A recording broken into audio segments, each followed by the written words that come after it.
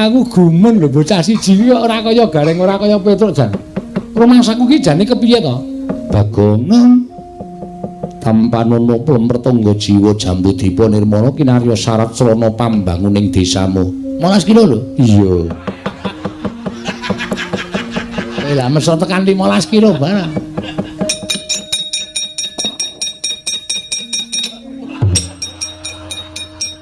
Wis ulun buntel sisan. Oh, piye? Ayo didum sak keluarga to, Mir. Iso. Oh, njaluk ora, Ning? Njalukno. Isine brek. Cintai kok isine ora. Matur sembah nuwun, Bu Kulon. Kanggo syarat srana pembangunan desa kula.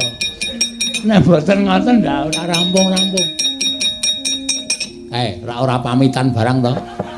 Nek kecukupan karepe rak mulih diusung dhewe kae. Wis ben ora kesel ndalan rak ngelikar semaput. Wah, jan setan tenan kok. Pukulun kula nyuwun pamit. Ya Kresna sing ati-ati. Pukulun kula nyuwun pamit. Arjuna, ulun nyuwun pangapura mboten dados menapa. Aku njaluk pamit. Guru hakeku Bratasena, ulun nyuwun pangapura. Kakang Semar, kula nyuwun pangapunten Kakang. Iya ora apa-apa. Lalekke lakon sing wis ora sandang. Eling-eling.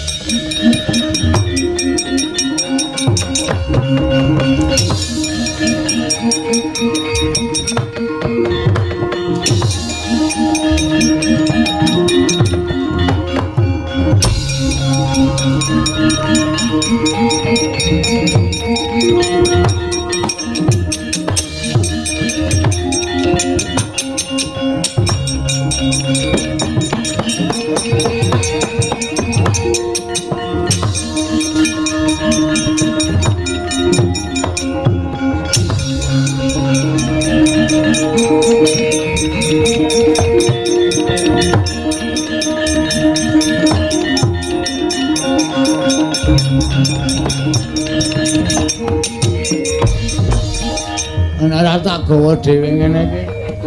Aja mulai piye ta iki urung rampung lakone. Iki isih dawa, iki isih gayeng. Oh, ora ngerti babaring crita nek yaene kondur. Iso rame iki. Iku aku isih bangun desa, mujudake desa ingkang gemah ripala jinawi. Terus aku nyuwun karo para rakyatku kabeh nek panjenengan sing percaya karo Bagong ya wis, aku dadi pemimpin ra masalah. Nek aku kleru do dielekke, nek aku salah aku do dielingke. Mergo menungsa lumrah, kedunungan nina lali salah apes lan mati. Ampun kondur sik. Niki isih jejer bareng. Isih wonten sing bakal nyarusiku gegayuhane Bagong. Nek sampean kondur sik, rugi ora kecekel lakone mengke.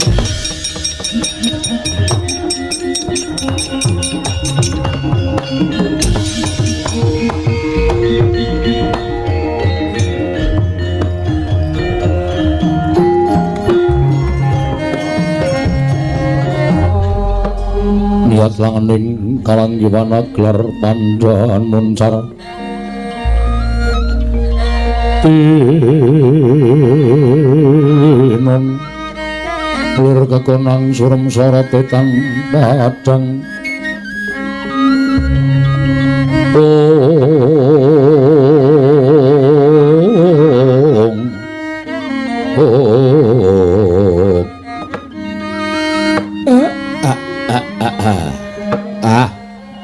Guru wiwit saka jagat budal marang kayiwangan rasaku wis manjing ana ing rasa ikhlas tegese sak mangsa-mangsa pancen kowe mburu marang kesenengan sak mangsa-mangsa pancen adhiku Manik Maya wis ora iso dindakake nggonmu duwe rasa gedeng keburu sengit karo Semar nganti mentala arep midana kelawan Semar. Tak ikhlasake aku ora apa-apa ning kaya ngarep aku saguh nyembah karo Bathara Guru sing angka loro yen sakwise aku nglakoni aku njaluk kowe utusan karo sawijining dewa anakmu supaya mudhun ana ing pring apus papan pernaya anakku Bagong. Maringna pelem pertangga jiwa Jambu Dipa Nirmala men supaya kasembadan penjangkane anakku. Tiwas tak rewangi totoh kaya ngene ning nek kowe ora maringi apa sing dikarepke Bagong, lah aku ya ora lila. Mula sing sak traju, sing sak bobot, nadyan sak temene bobote ora padha. Ning tumrap kowe yen tata anggap bobote padha antaraning Semar lan Woh Pertangga Jiwa lan Dipa Nirmala, aku ora apa-apa. Dasare aku ya wis kewowogen urip ning jagat.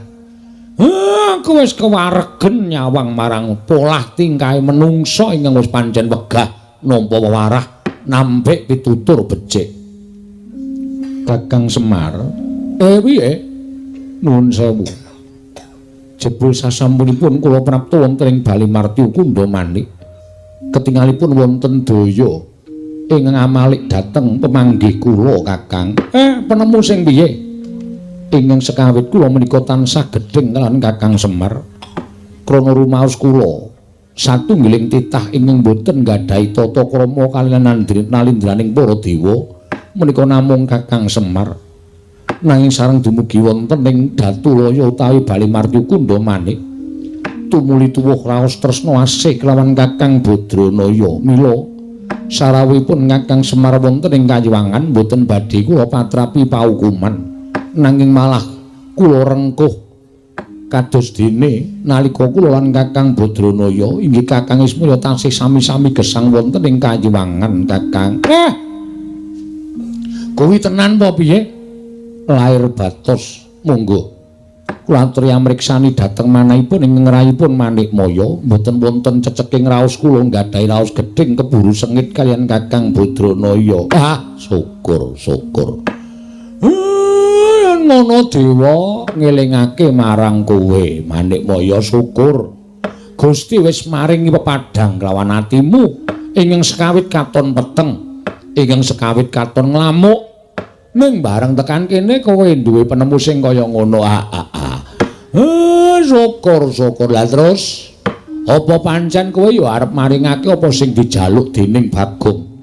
Bagong menika atmajanipun Kakang Ismaya. Ateges menika tasih kula warga kula piyambak. Ateges menika ugi tasih atmaja kula piyambak. Destun menapa menawi kula mboten maringaken plemrtangga jiwa Jambu Dipa Nirmala ingkang saknyata kathah thukulipun wonten ing kayiwangan, menawi Bagong namung betahaken setunggal plemrtangga jiwa lan setunggal Jambu Dipa Nirmala, kula kinten boten ngelongi dhateng menapa-menapa ingkang mapan wonten ing kayiwangan Kakang.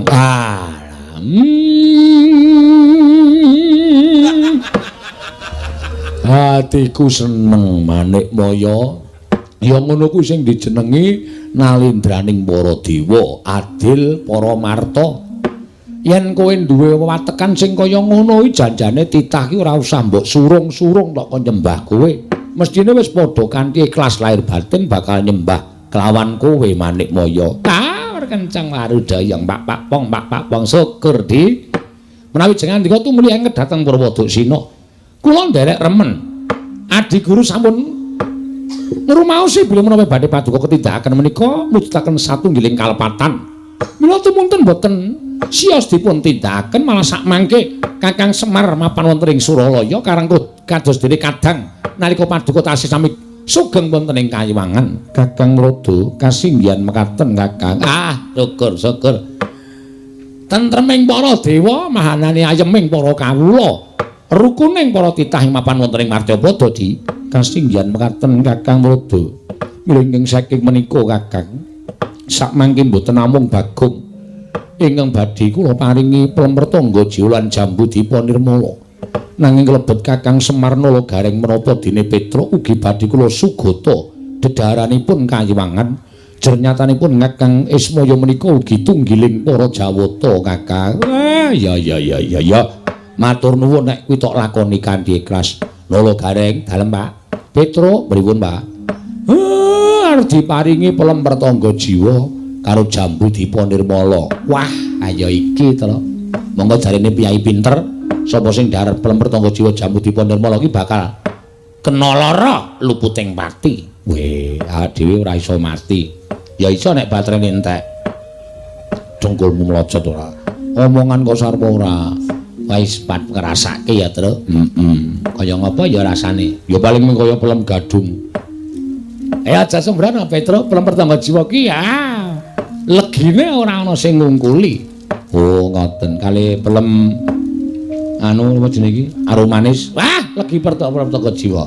Oh, kali pelem sengir. Wah, legi pelem pertangga jiwa. Kali pelem napa jenenge iki? Pelem anu rapia. Wah, pelem pertangga jiwa. Kali pelem sing di blaster. Wah. Legi pelem pertangga jiwa.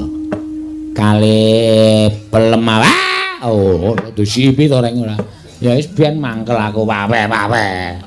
Oh, urung tau ngrasake koyo wawe. Nah, ingeten badhe kula aturaken Kakang. Ya. Nek kuwi ikhlas ya tak tampani, tak pangane kanthi lega-legawane atiku Manik Moyo. Miat langening kalanggiwan aklar pandan moncar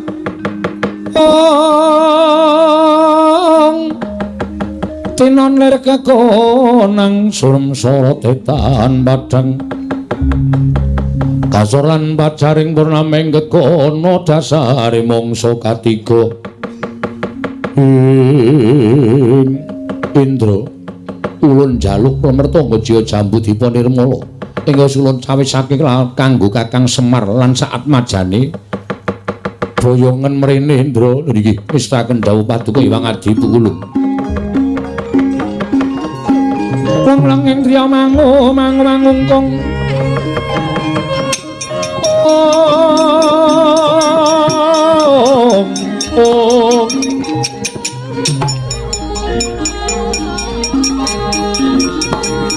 kanduan rimang lireno tanpa kanin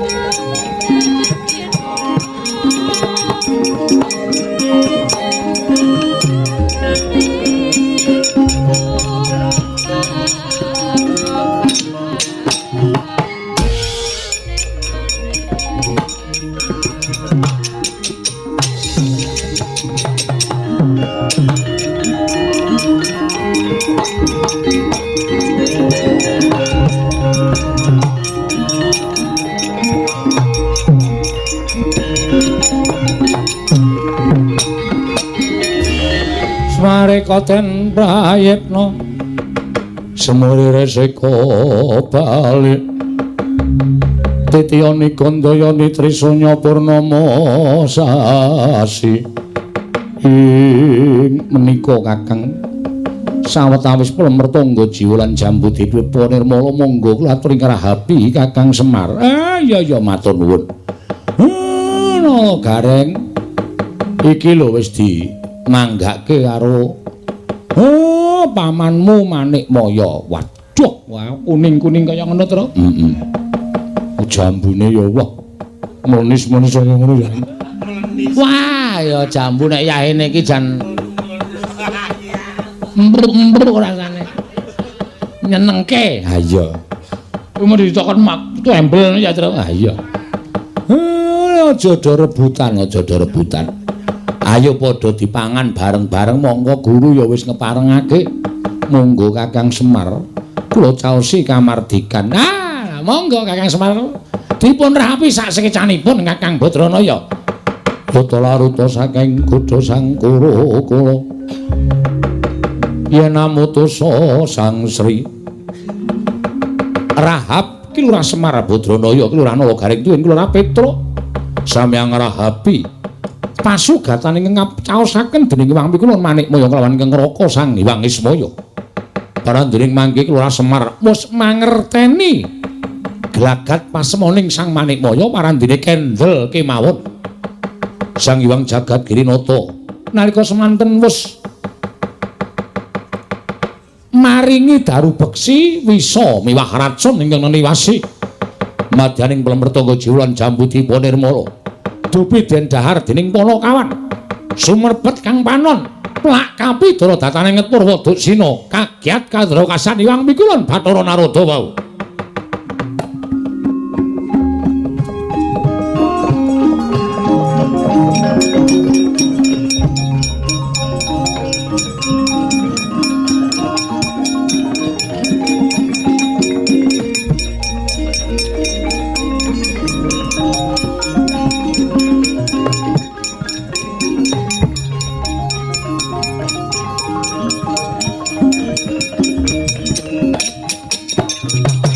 Yo.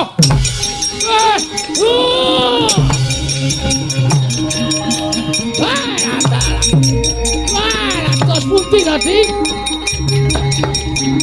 Wah.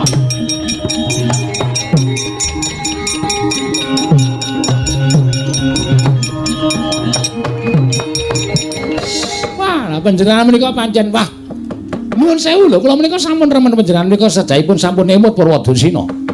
Nanging sareng pertangga jiwa jambu dipun oleh dipun dhahar dening Semar Nalagaring lan Petruk. Lah kok sami bengok-bengok. Tumunten sami katriwandan boten eling Purwadasina. Aduh nuwun sewu lho, nuwun sewu. Panjenengan menika sampun apus krama kaliyan ingkang Raka piyambak. Inggih miyos Sanghyang Ismaya. Ngantos kemekatan kedadosanipun. Menika dos pundi prawi mangke wonten tantrimanipun. Ingkang ngakarya jagat dhateng tumindak paduka Adi Prami Bathara menika ingkang badhe tanggal sinten to Pidi?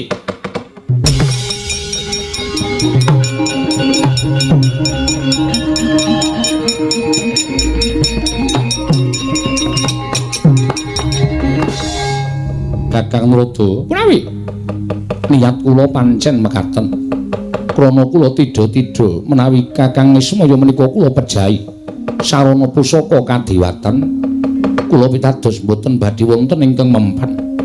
Nanging menawi sarana kados mekaten badhe kelampahan panjangga kula sakmangke sampun boten wonten titah ingkang boten purun nyembah tuwin boten purun tata krama kaliyan pun manikmaya sayekti lega manah kula dados dewaning para dewa. Lah panjenengan menika sarak dewaning para dewa kok pakartinipun sados mekaten menika dos pundi? Angkara murka budi candala. Lah menika mangke badhe ngembet kawontenanipun jagat badhe geger amargi kaperbawan panas sumuk sarta kekiyatanipun angkara murkanipun Adi Pramesti Bathara Guru. Sampun Kakang Narada menika perkawis kula. Kakang Narada sampun paring dawuh mboten badhe tumut-tumut, mboten badhe melu-melu. Kula sampun nyarujuki. Mila sampun ngantos kekathah anggen paduka paring pangandikan. Ala becik bener luput bungah susah manikmaya ingkang badhe nanggel. Kula taleni pendika panjenengan. Nek ana apa-apa ampun sambat Bathara Narada. Indra kula nuwun timbalan. Kakang Ismaya lan atmajaning krasa ora eling, bandanen tangane, kerincungen sikile. Papana ana ing pinggiring kawah Candra Dimuka, sak mangsa-mangsa mung kari glundhungake cememplung ana ing kawah Candra Dimuka Indra.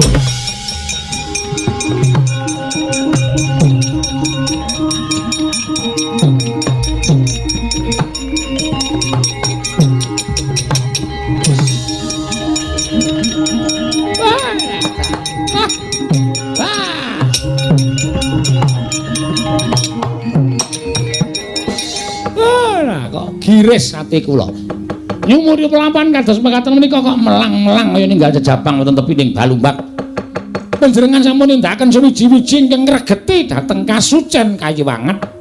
Panjenengan sampun nindakaken sewiji-wiji ingkang damel kucem asmanipun Adi Pramesti Bathara Guru ning panjenengan boten kraos. Namung mbulu dhateng pepinginan ingkang nyatanipun menika mangke badhe damel srana anggen paduka badhe kejlungup wonten juranging kasangsaran lan kewirangan. Inggih, badhe kula tanggel. Panjenengan angel dikandhani kok.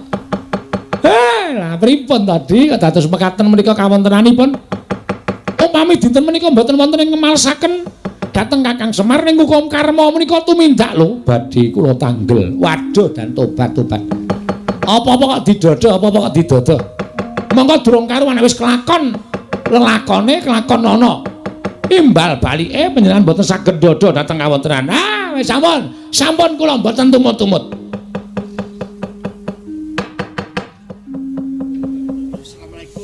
Assalamualaikum. Sapa iki kok? Kori selo mateng kok didodok iki lho. Walah. Bugulun. kula ingkang ngabdi pun satriya ing Madangkara Raden Janaka Raden Brahma Kumbara kula ingkang sowan ngabiyantara Pukulun nalikane raen dalu ngagungan sanya meti sirap kang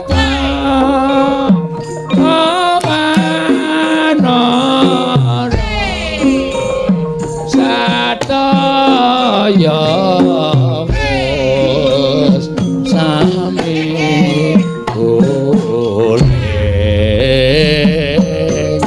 nadyanari sutar sono gong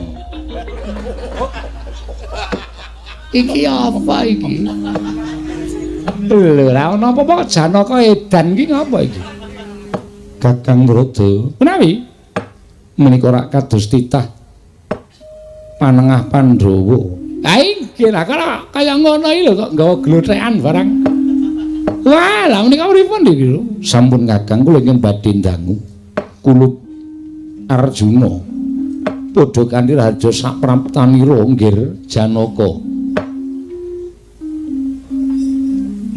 asu anu Amit pasang Kalimantabe tinebena ngilodune dumawaing tawang-tawang Pukulun ingkang wayah pun Arjuna ngaturaken bekti kula kunjuk ngarsanipun niwangadi Pukulun ya Janaka luntampa pangestu luntamanono Janaka kula cancang pucaking remi weni dumawaing wijang rumeketing werdaya saestu andadosaken cahya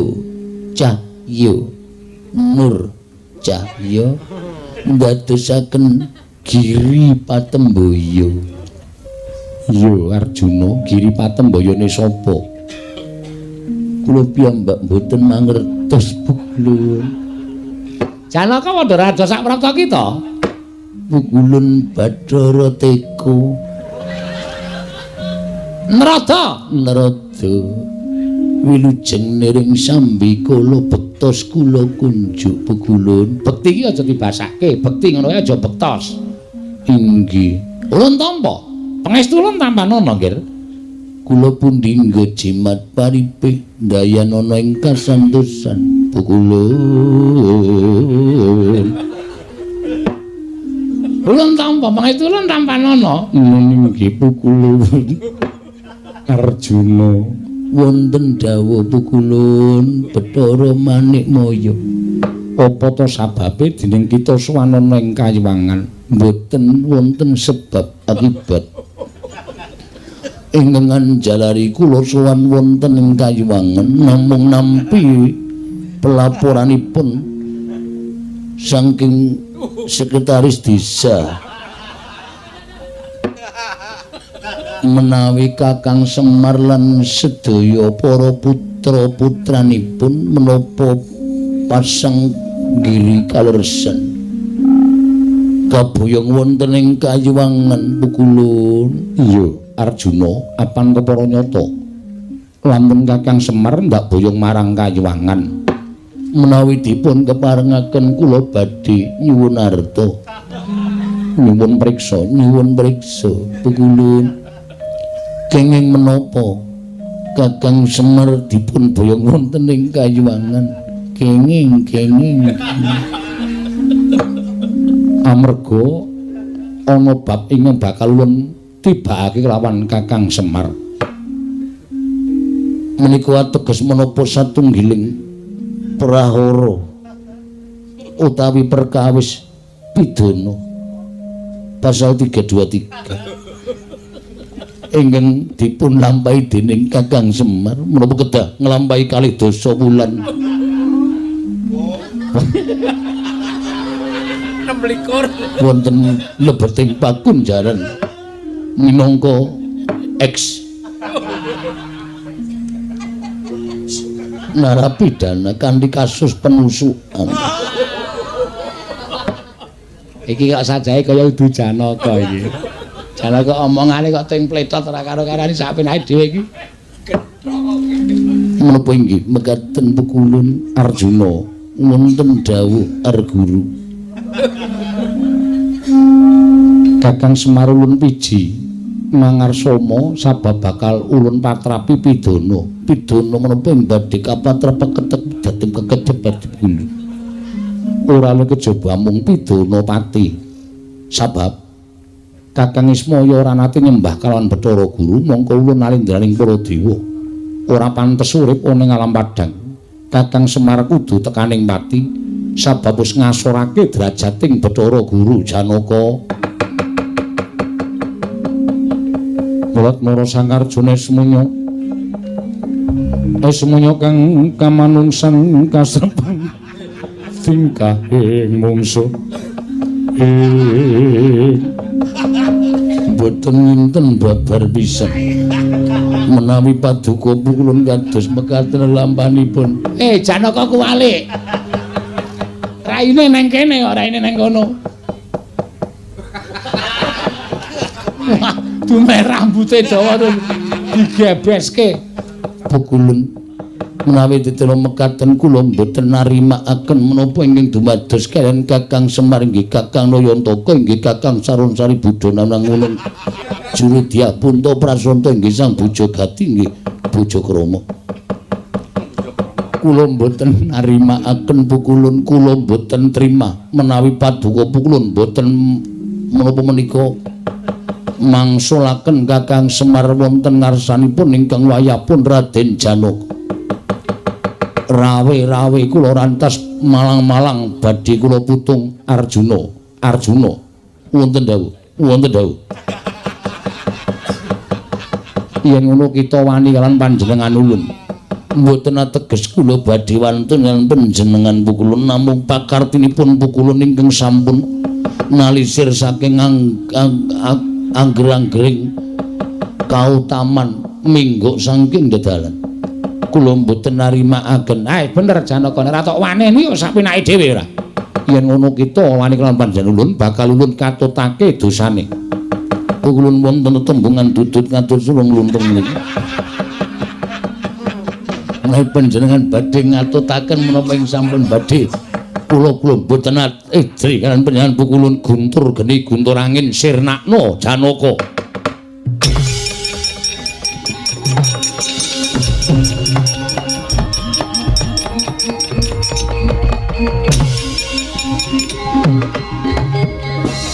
Pukulun sareng panjenengan ngedalaken guntur geni guntur angin kok widodari sami bubar piyambak-piyambak. Menika badhe wonten pundi pukulun? Widodari ki nek yaene do kepoyo.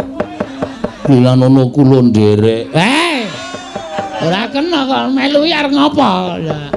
Pukulun sampun dangu kula mboten sumerep. Sampun wonten 3 wulan menika pukulun. Saben dalu mboten sapa wonten ing griya pukulun. Kakang Trata, punapi? Lah kok aneh. Guntur geni guntur angin kula dawuhi namung mapan wonten sak nginggil kula mboten purun andilat. Inggih menika jejeripun Janaka satemah lebur tumpur tanpa dadi. Pukulun guntur geni guntur angin sak menika sampun sambet pas derekan kalian kula. Mila mboten badhe wantun mejahi dhateng kula pukulun. Arjuna kula wonten paring adhawuh Cis Trisula kelakon bedah dodo kita. Monggo kula trinamakaken pukulun.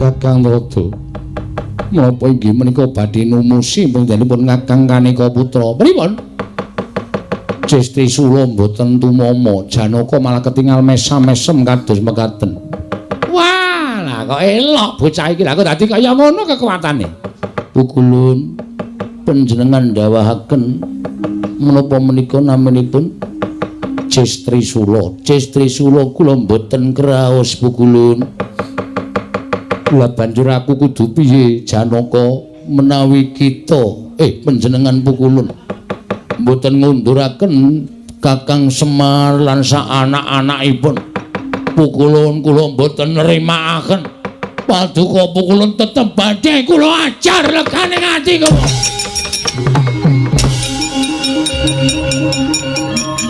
apa kowe ora kaya Pukulun Bathara Nrada panjenengan kula katutake kose to aku ki ra melu apa-apa aku ki malah mau ngelekke Bathara Guru aja tumindak kaya ngono ning wis dipaida wis ora kena tak elekke aku ki dadi ra melu-melu mboten tumut-tumut ora inggih sampun Pukulun kula nyuwun pangapunten Pukulun ya ora dadi apa Pukulun betoses lho Dewa kok jaluki rokok iki dewa ki ora udut. Dewa ki memang jambu dewa Nirmala, pelem pertangga jiwa ora udut. Mboten ses. Ora. Bringosen kok ora udut. Apa kuwi? Wong lanang apa? Wah, lah trondolo ki ora. Ora jane kowe nyuwara. Pukulun. Coba, kowe nyuwara aja gedhe-gedhe, ning kaya swara biasane. Pukulun ngono. Pukulun. Nah, candak kowe. Ora iso ngapusi kowe, ayo. Asem iki cah cilik angel dapusi iki. Cah cilik dekulmu kowe ora. Ayo kowe dadi kesandangane rene sing akon sapa? Ora nggih goleki bapake. Nek bapak nganti tekan mriki dipidana kali Pukulun Bathara Guru kula kelangan bapake kakang kula, kanca kula sapa? Sing nyandangi kowe Janaka sapa? Si Tomber.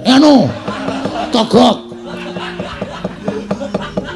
Takal lah, takal. Ngapura ya, ana anak buahe loro nang kene. Nanti tak sebut jenenge. Walah, sing nyandangi Togok. Nggih. Walah, mula kok ya duwe kekuatan munggah ning kayangan. Pripun niki Pukulun, bapak kula teng pundi? Bapakmu nang pinggir Candra Dimuka ana.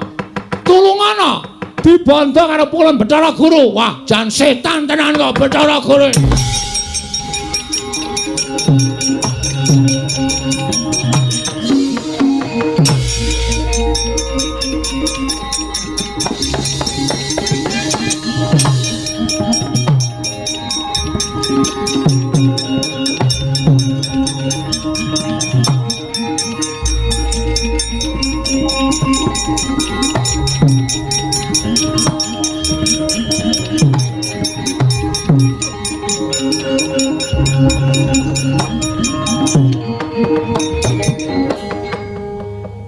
Kakang Semar.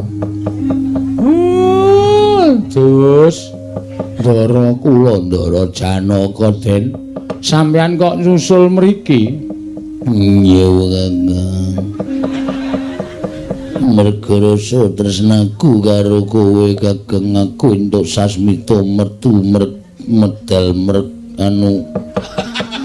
aku entuk sasmita metu dalaning impen surat kabar Yendo Kakang Semar dicekel keamanan kayangan saiki mapan ning pinggiring Kawah Candra Dimuka. Kakang kowe dibondo karo Bathara Guru. Nggih Ndara Nala Gareng dalem Den kaya dibondo. Nggih kaya kirik. Wes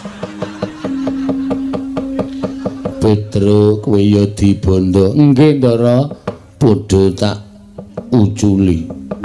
Muga-muga kasembatan penjangkaku ngunculi Kakang Semar, Nala Gareng lan Petro. kanthi kinurmatan kelinci ucul.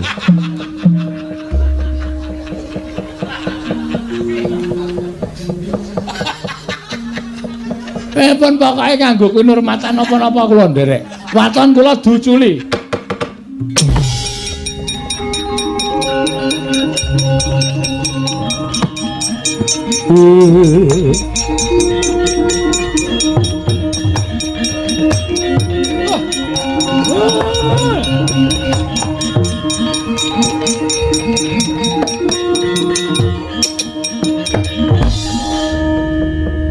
Syukur Kakang Semar yen kowe wis iso ucul. Matur nuwun Ndara, ora dadi ngopo. Matur nuwun nggih Den. Iya, Garing. Tiba padha-padha. Matur nuwun Gus. Iya, Petruk, tiba padha-padha. Lah terus Bathara Guru nendi? Teng pundi niki? Bathara Guru wedi karo aku, Kakang. Oh, kok saged wedi? Mergo tak wedeni. Hadi.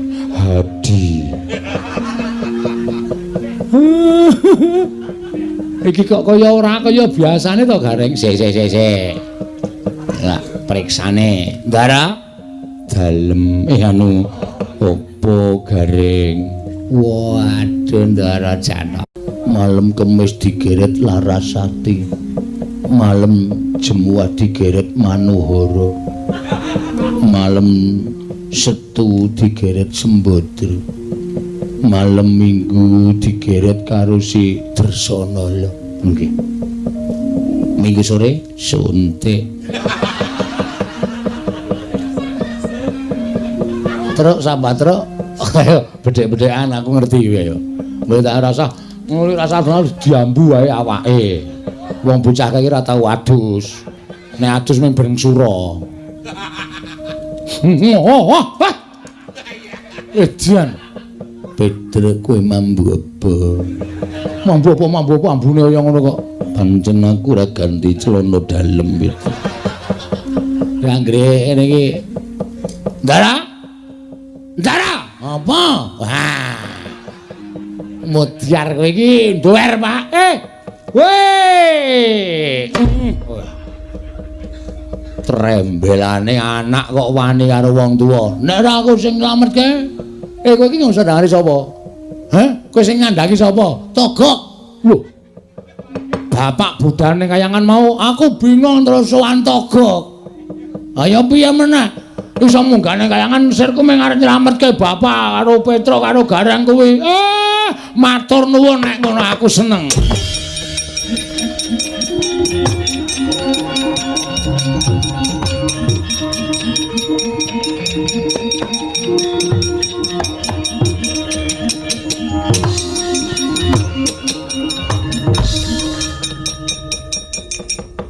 Janaka kowe aja mudhun ning jagat.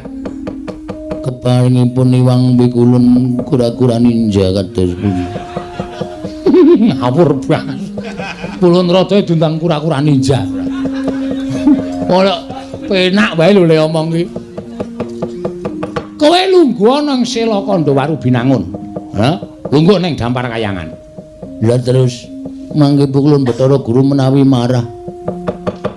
Iwang Pikulun maneh kaya iki nek cedhak ana ing jagat kae mergo wis kerepotan, ra iso mikir, ra iso bingung penggalihe. Tumuli mengko mesti nyuwun tulung karo titah. Lah sing dijujuk ora ana liya kejemu mung Pandhawa. Pandhawa engko munggane kayangan karo Iwang Pikulun Bathara Guru, nek kayangan ana sing lungguh dampar, matek. Wis ora arep piye-piye. Bener tumraping Kakang Trada. Kok Kakang Bukulun Trada nanging bahaya tumrap kula. Kok bahaya? Menawi Pandhawa minggah wonten ing Kayiwangan ateges wonten Raden Janaka. Menawi ngertos kula wonten mriku Raden Janaka beto jemparing kula dipanah. Sampeyan seneng nek kula bolong awake iki. Bener iki. Aja wedi mung aku sing ngampi-ngampi karo kowe, wis rasa sumelang. Ngono. Nek Janaka nibake panah karo kowe, mesti ora bakal temomo wong kowe iki lagi kesinungan kadigdayan kaya ngono, Bagong.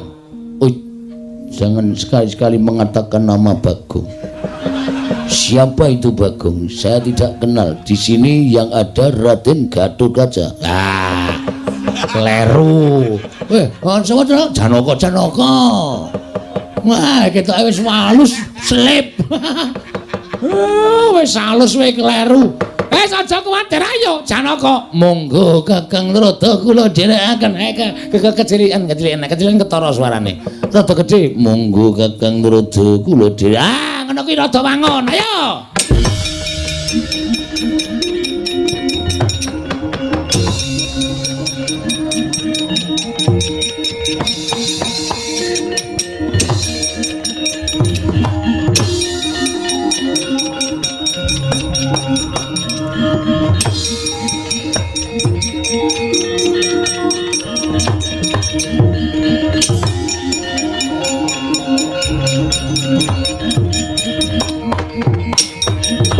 Naraina smobang wangaruna katinetraning uga rapo sabdaning kukila ringkanigara saketer kene donganing kung lir wuwu sing pene panca ora ta kaya lampahing risang Arjuna miwah nata ing Ndarawati tuwin satria nunggul pawenang nalika semanten ing Ciptarsa tetinjo sanggaring para Panakawan ingkang boten nate sowan wong negari Ngamarta.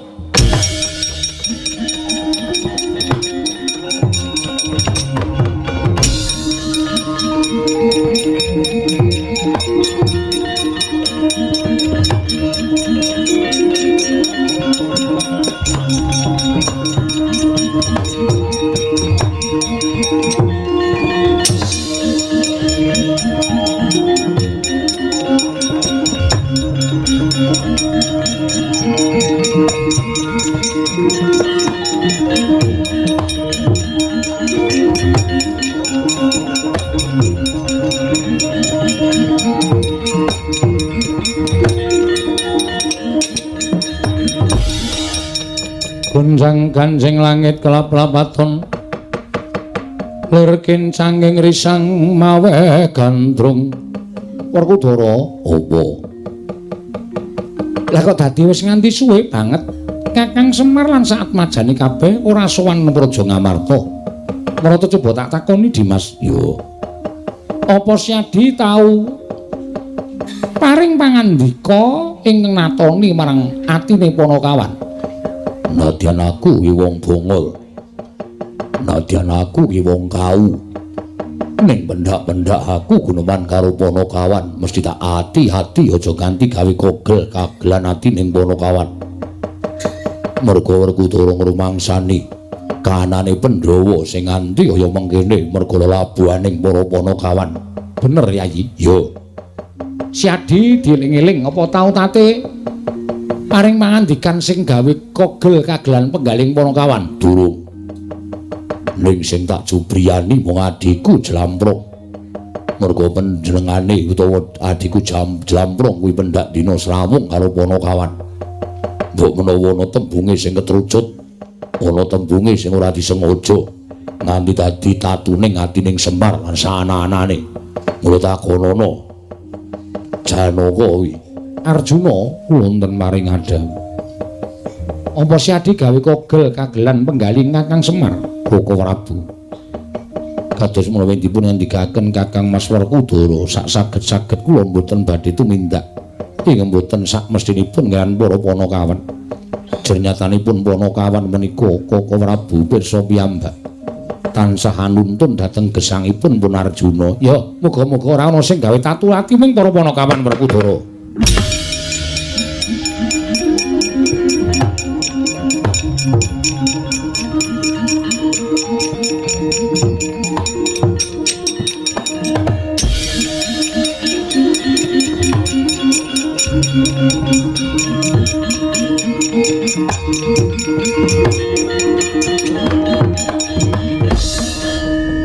Kulum ngaturaken bekti ya Kresna Luntama. Guru hakeku aku ngaturke bekti. Iya ya Werkudara ndak tampa Pukulun kula ngaturaken bekti Arjuna. Ora kaya kadang kita kekarone ngaturke bekti lawan panjenengan ulun tak tampa. Nang ora kaya jeneng kita Janaka kebangetan. Nggon kita ngorek-orek marang pasuryaning para dewa. Apa bakal niat ngasahke kaprawiran? Apa bakal niat ngiyas sarta ngilani marang Bathara Guru? Teka nalika semana kowe sowan ana ing Kayiwangan wis gawe wiranging Manikmaya. Dina samengko ndhisiki laku lawan Manikmaya. Prapta ana ing kene. Apa isih kurang nggonmu gawe banger bacing asmaning kadewatan? Apa isih kurang nggonmu ngina marang para Jawata Janaka?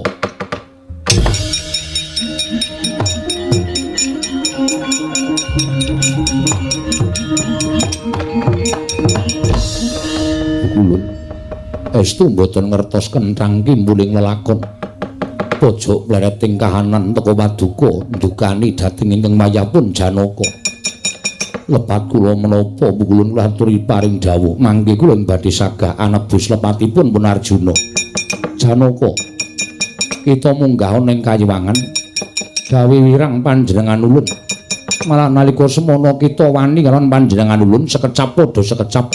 Tumilun tibani guntur geni guntur angin nanging eloke mbuh saka dayaning apa guntur geni guntur angin ora tumama marang jeneng kita malah Cestri Sura pusaka kadewatan ingkang ngampuh kagila-gila ora tumama ning badan kita tumuli kita ngoyak lawan panjenengan ulun lumaku mlayu saka ing Suralaya ing cipta golek papan pendelikan malah ning kene ketemu karo kita Arjuna yen ngono kita pancen menungso ingkang mulang sarak wani ngina marang kadewatan maring ngece marang kadewatan ulun Arjuna ora ana pangapura kanggo kita kejaba ngulun cemplungaken ing kawah Candradimukha aku sing adili Werkudara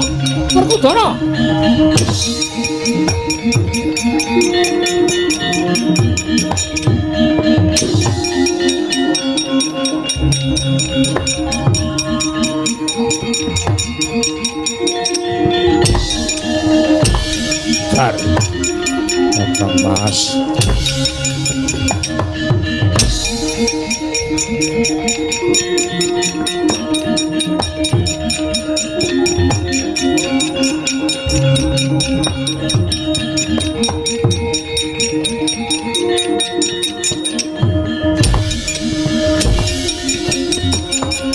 Werkudara.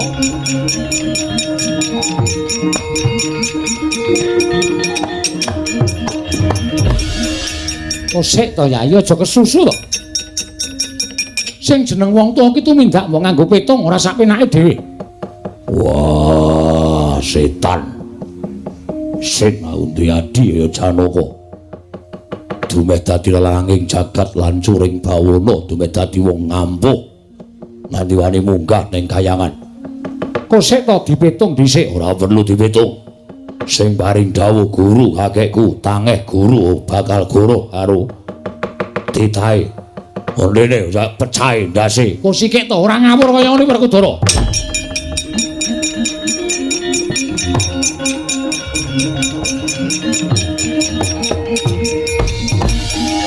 Nuwun sewu Pukulun sampun ngantos menika mangke damel dredah antawisipun Werkudara lan Janaka Pukulun kala wau paring dawuh menawi Janaka minggah wonten ing Kayiwangan menika leres. Iya.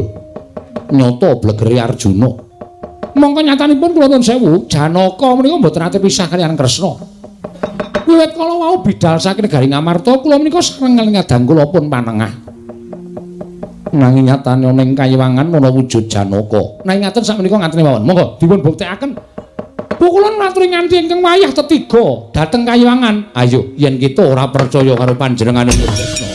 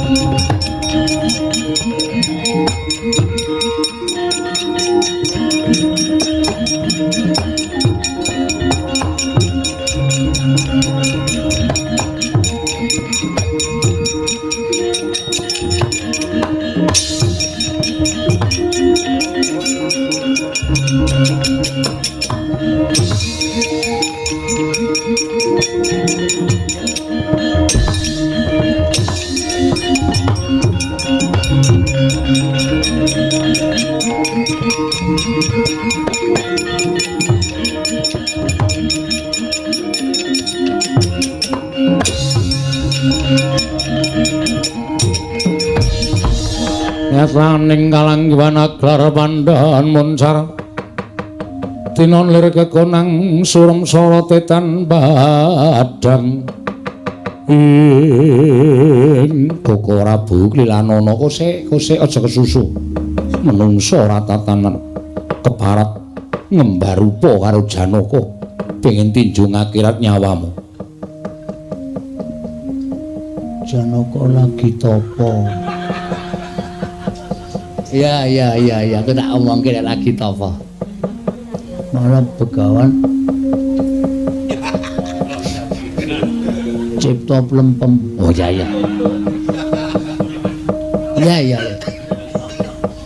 Iya.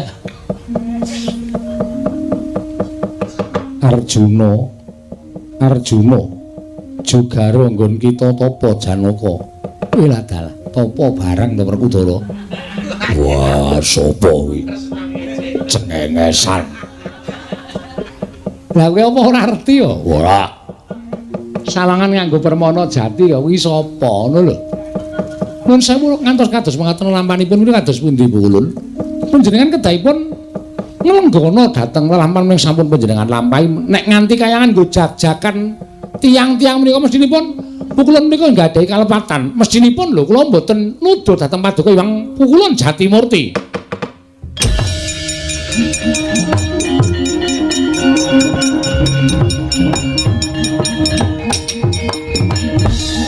Pripun? Menapa tasih badhe niat nggadahi pakarti mboten sae? Pripun kula tanyuwun prisa? Lah kene iki mek muncul Janaka ya kocar-kacir ndekno sapa-sapa pateni, sapa-sapa pateni. Panjenengan menika dewaning para dewa lho dipramesti. Panjenengan menika datu mindak ingkang sae. Supados dados patuladan para titah ing gumelar wonten ing jagat.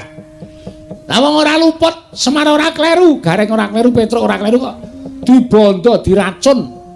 Nek mboten Janaka menika ingkang milujengaken Semar kalian Petruk kalian Gareng, kayangan saya geger tinimbangane geger sak menika. Pukulun Bathara Narada kula menika Janaka. Ya kok sik, kowe sabar sik, aja kuwatir. Ning sing tak anggap Janaka iki dhisik, mengko kowe gampang. Nggih. Koko Prabu wis manuta. Nggih, nistakaken dawuh. Ediang tenan. Koko Prabu menapa kepareng kula jemparing saking mriki. Kosek to aja tok panah. Kontal tenan kae. Kosek Janaka kosek iki nek ora ngene iki ndak ora rampung-rampung. Adan. Namo malah kula saya wireng, kula menika saya gedun. Teka Janaka kok saged menang kayan kula menika panjalmanipun sinten? Menika Janaka kula beto saking jagat minggah wonten ing kayangan. Lah, wong ki nek angkara murka pakartine mula paningali peteng. Wong ki nek tumindake elek ora iso nggunakake netra batin. Ming peteng dedet limengan merga ora iso wening atine, ngoten. Sampeyan dienggo dolanan karo titah ya ora krasa. Ya mung merga titah menika pancen lagi winawang dening dewane. Dibantu karo dewane. Ngoten? Nggih, Kakang. Badhe ngresa? Badhe ngertos? Kula badhe ngertos. Teka Arjuna ingkang wonten pingking panjenengan menika kenging guntur geni guntur angin mboten menapa-menapa. Kenging pusaka Cestrisula mboten menapa-menapa. Sinten ingkang ngemong dhateng Janaka menika? Wong ki nek peteng ora iso nyawang. Lha trimesane iki.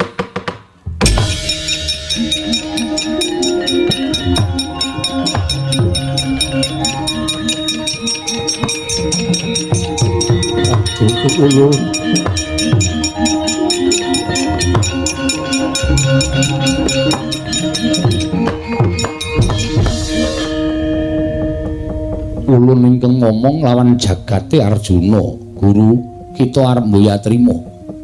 Ulun sepinten kelepatan kula diagung pangaksama. Ya merga saka panggersahe Ismaya. Pasambate Ismaya nalika mbok bondo ning tepining Candra Dimuka.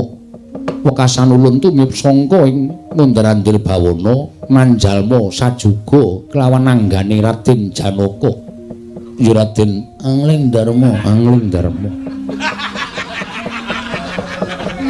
Edian nduwerke karo Sang Hyang Menang ya wani sembrono. Angling Darma dengkele atos kuwi ora. Nggih kulun nandhang kalepatan. Ismaya gumelar ana ing jagat sayekti wis tinitah dening Purbaning Hyang Mahanasa minangka dadi pamomong. Manikmaya marata gaki saiki petungen kaya ngapa rekasane Badranaya, kaya ngapa rekasane Semar. Ing mestine urip ana ing kayiwangan kudu manjalma urip dadi titah. Mongko mung tukang pamomong, mongko mung panakawan. Apa kita kepengin ngrasake dadi kaya Semar? Yen ngono ulun ningkeng bakal malik jagat. Ismaya dadi Jawata, Manikmaya dadi titah. Mboten ulun mboten. Kula sampun dodo ing kalepatan. Mula aja gampang lupute kelawan Semar. Semar kaparingan panguwasa, ora wenang nyembah kelawan Bathara Guru, ora wenang tata krama kelawan Bathara Guru. Kuwi wis sak mestine. Aja rumangsa dadi dewa. Nalendraning para dewa terus kumawasa sapa-sapa kudu nyembah nanging ana pitunganing Hyang Mahanasa ingkang ora diwenangake nyembah kelawan jeneng kita. Inggih Pukulun. Sepisan jiki ulun pangapura.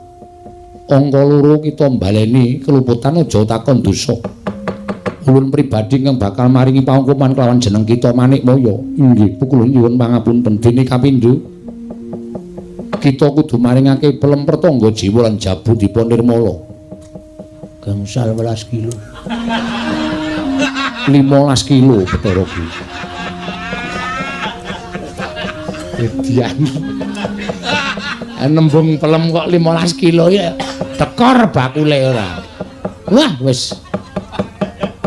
Yen kita ora maringake aja takon dosa. Ulun ingkang bakal matrapi pidana kelawan jeneng kita. Nggih Pukulun. Sewu-sewu kalepatanipun ingkang abdi tadah wadana kula nyuwun pangapunten ing sakalangkung kathah Pukulun mboya dadi ngopo.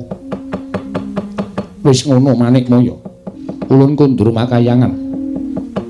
Ingkang sabanjure apa ingkang bakal kita tindakake, kita maringi pelem pertangga jiwa nanging uga kita ndak jaluk nyuwun ngapura karo Bagong. Pukulun kula jejering Jawata apa ngatasi dewa duwe keluputan ora gelem nyuwun ngapura karo titah luwih dhuwur derajate luwih jembar kesabaran yen to ana dewa ingkang nyuwun ngapura kalawan titah yen to pancen dewane luput. Inggih Pukulun ngestakaken dawuh. Wis ngono wae Bathara Guru ulun kundur makayangan. Pukulun menapa mboten manjing wonten angganipun ingkang abdi malih. Wis cukup tekam semene. Aduh Pukulun bakal hancur saya Pukulun. Mboten wonten kekuatan ingkang ngayomi dhateng kula Pukulun. Surem-surem Tiwanggara kengken. Mudyar cacate. Ora diayomi karo Pukulun Bathara Wenang wis ora bakal duwe kadigdayan deplok karo Ndara Janaka. Pukulun kula aturi paring dawuhan Raden Janaka sampun ngantos mulasara kaliyan kula. Arjuna wonten paring aden. Aja pisan-pisan gendak sikara kelawan Arjuna ingkang iki. Inggih. Iki mung sakderma nglakoni wonten ingkang nyipta ya kuwi wayah ulun Catugara ya Teja Mantri. Ngestakaken dawuh. Badhe kula estakaken dawuh paduka Hyang Adi Pukulun. Pukulun ingkang inggil menika mencereng terus mripaten. Nyuwun tulung Pukulun. Werkudara. Nggih. Aja nganti wilara karo Arjuna iki ya, nggir. Yo. Wah, setan. Pukulun panjenengan dipun sebut setan. Ora. Jan ngerol tenan. Saka ngarep tekan rampung kok ora ana ora tanpa Bagong terus tekan meh bubar kaya ngene iki. Wis ulun kundur makayangan. Pukulun.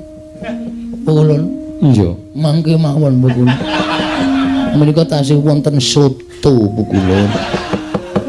Ulun boya doyan soto. Ulun mlayu ngertos napa bedanipun soto kalih Siti kula. Agung aja kurang ajar. Ulun ngerti bedane mergo ulun dewa. Iki pancen setan tenan kok iki. Iki sapa-sapa jago-jak kaya gelem kabeh ngono lho. Wah, wong kok dugal kuwarasane kaya ngene. Ulun kundur makayangan.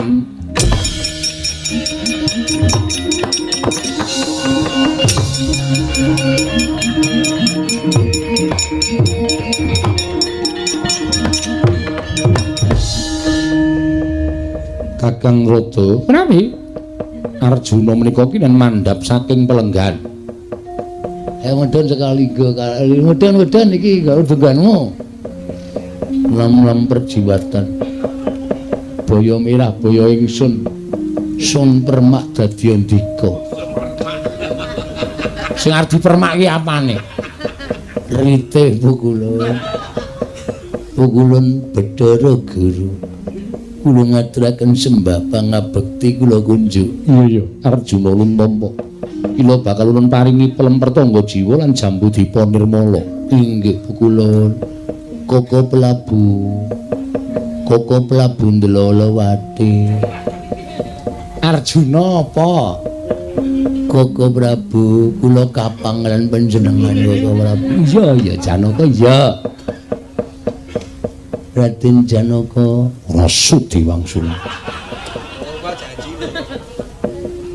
Pukulun. Ora kowe iki mbang sapa? Pukulun Sanghyang pendek. Pendek dengkulmu kuwi. Pukulun Sanghyang menang. Pukulun Sanghyang menang wis bablas kok dadak diceluk. Ora kita iku ajeng diajar kali Janaka. Ora. Kang Mas Jodipati. Lho.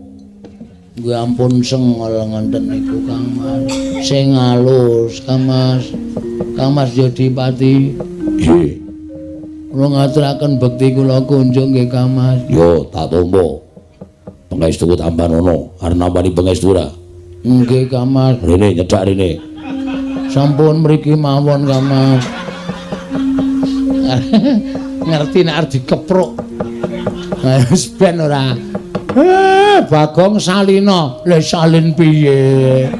Wong aku mau ya mung digawe karo togok tenan tak catut cangkeme tenan. Ha sapa-sapa arep dicatut cangkeme. Marai aku ora iso salin. Ulun puja bali kaya wingi ngene kowe, Bagong.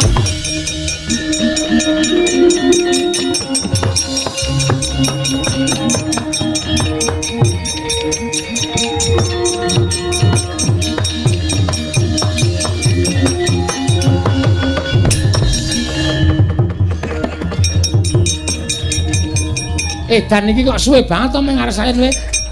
Wah, sajake wulet tenan. Togok lek gawe jan tenanan iki. Nganti angel disalini. Ayo kesalin ora kaya bocah sithik.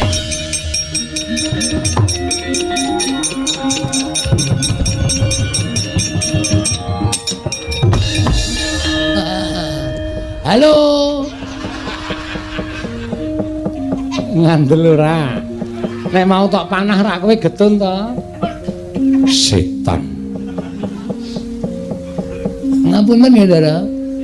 Soleh ora dibaleni. Malah guyu e. Kowe iki marai mangkel ning yo marai guyu. Bingung aku. Kok ndek kathok kaya ngono.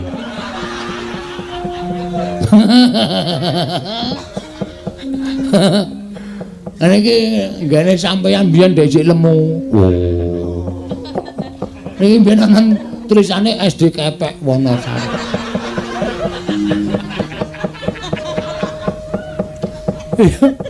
Aku gumun lho bocah siji kok ora kaya Gareng ora kaya Petruk jan. Rumangsaku ki jane kepiye to? Bagong. Tampanono plem pertangga jiwa jambu dipa nirmala kinarya syarat srana pambanguning desamu. 15 kilo lho. Iya. Lah mesti tekan 15 kilo barang.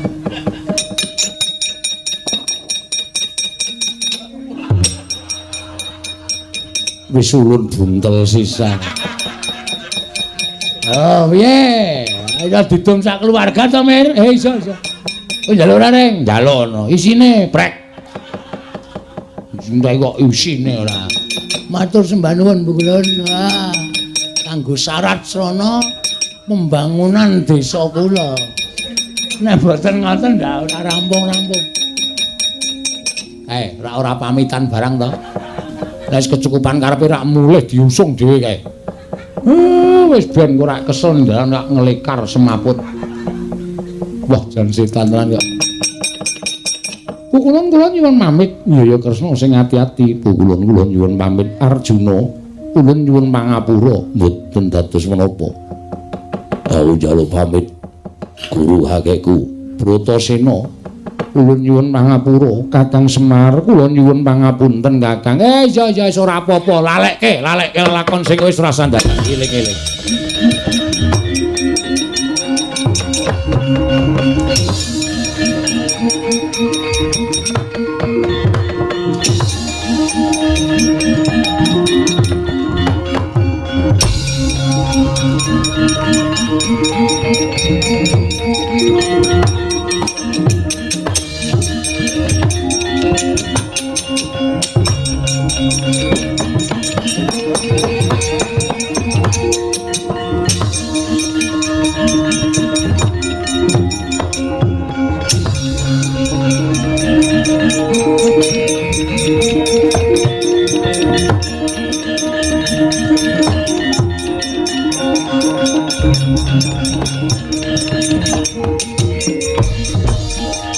Ora tak gawa dhewe ngene iki.